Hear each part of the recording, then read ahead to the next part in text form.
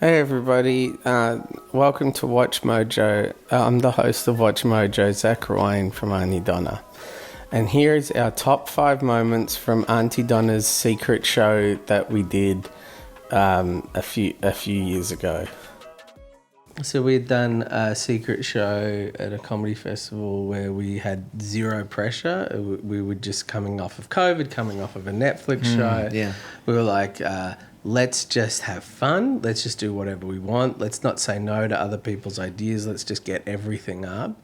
And I remember we did that show and it was so much fun. It was late night. It was fucked. When Donna started, I had a running joke that the group should be called the Testy Cools. We wrote the show in 5 days. Usually it takes us 11 weeks.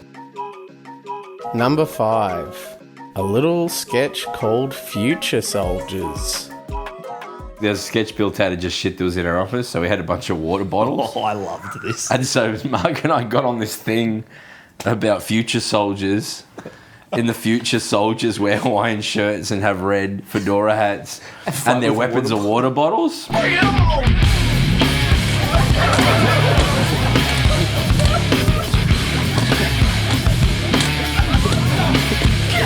Wait a second! Why are we fighting when we make such beautiful music together? Why are we fighting when we make such beautiful music? Oh, God, that's so good. It didn't go well on stage. It was a very good sketch. People really didn't like that one. And the Hip to Be Square by Huey Lewis and the News would start playing, and then the narrator would go, and that's how the Huey Lewis and the News began. Number 4, Pharmafart. I loved Pharmafart so much. It was a cold open where I would come out as a character. You just stood there, yeah? Yeah, I know. I'd be like... Yeah, that's right. So I came out as a farmer character, and I'd be like, I'd be like, oh, there's someone knocking at the door. And then what was your character? I just played it very very a straight guy to the point that it wasn't funny. Yeah, you had a bunch of fart noises lined up, and every time I grabbed something, it just made a fart noise. Yeah. Listen, I'm trying to sleep, but I can't help but notice that all you're doing is lots of fart noises. I can't sleep at all. Well, why don't I make you a cup of tea? Oh, that would be lovely, thank you. Grab the kettle. Pour the tea. Grab the teacup.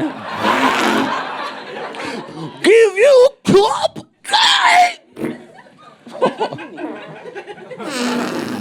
Everything we were touching was farts.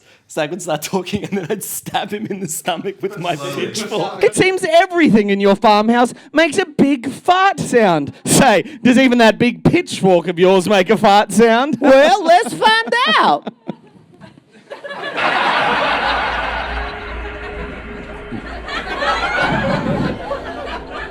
And then I would just like look him in the eye like...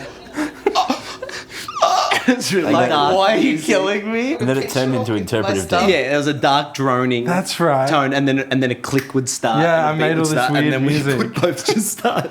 Yeah, as I fell, that became To interpretive dance.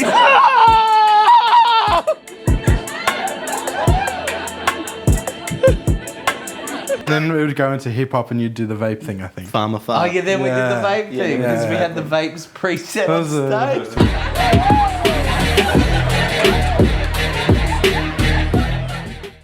Number 3, Tom's Coles rap. Hello, everybody.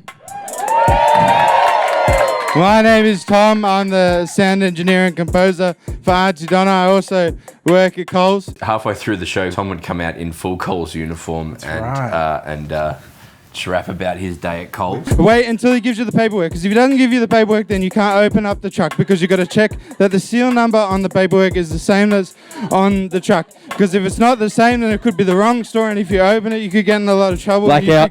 Blackout. Number 2, the Ventriloquist sketch. The ventriloquist one was Mark and I. I was the ventriloquist and Mark was the puppet. Yeah. And we did like just some classic puppet ones, like he was really naughty. Lame. Yeah, and like For a while. Yeah, Ages. and it was stuff like oh, I'm the dirty one. You're the one with your hand up my tookus. Like that sort of joke. Man. Well, maybe we can double date. I can ask her out. You can ask him out, mate. Oh, that's ridiculous. And anyway, I don't swing that way, Mark. Are you sure you're the one with your hand up my bum, mate? Oh, that's ridiculous. Yeah. Did a full thing. Like, it was 4 minutes. 4 minutes. That was 4 half minutes. 4 minutes of just lame puppeteer. jokes. I was sitting on Broden's lap. Broden had his arm Yeah. up my back. Well, you think you're so smart. What's 5 plus 10? 82. Oh, no, too high. 4. No, that's too low. Hey, mate, you're difficult to please. Oh, Ma, that's ridiculous. You're a naughty little boy. You're almost also a little bit racist if I did it. If he did it. And then we'd bow, and then Mark would stand up on 2 stools, and I would slowly pull my hand out of his ass, and like blood and shit would come out. Go. You right? I love you. Yeah, go.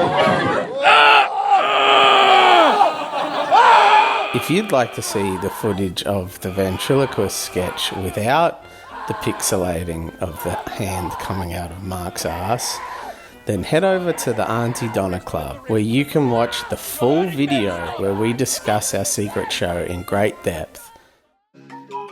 And the number 1 best sketch from the secret show Aunty Donna did a few years ago, it's What's in the Cloche?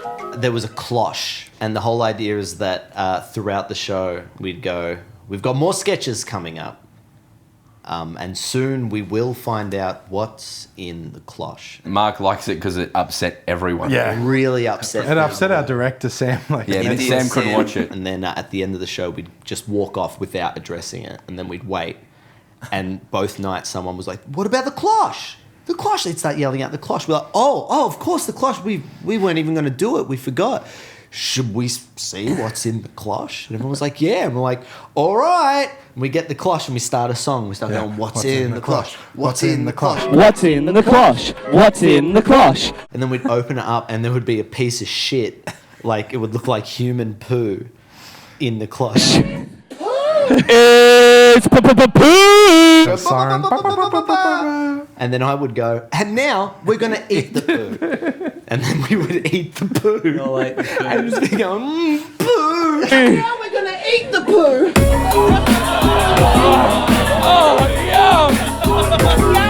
Yummy poo! And it just really, it's like 1 a.m. No one was okay. Shit all over our mouths. Yeah, it looked real. It was like wheat bix, right? It was a protein pudding. Yeah, it was a protein pudding that so was just disgusting. so visceral. But when you think it's shit, it is shit. Yummy poo! This was an audience of people that were coming to see us doing a secret show. They were friends. They were like people that had figured it out. It was word of mouth. tiny little room Tiny as well. little Yeah, like 100-seater. People were so on board that we could do anything and they would laugh. That audience, we lost them entirely. Completely. When we ate the poo, we lost them. Yeah. And Eating then the to poo turned them off. There's nothing better to me than to leave an audience on that as well. Yeah. To not then try and like get them back on. Goodbye. Bye. And that's what I remember walking into the change room, having shit all over our mouths, going, I think it was good for your soul to let that out. Absolutely. Yeah, that's why I loved this Testy Cools show, because that's something that I think we would all be like, that's so fun and so, abrasive. But we couldn't. You can't. You can't do that in do an that. Aunty Donna show.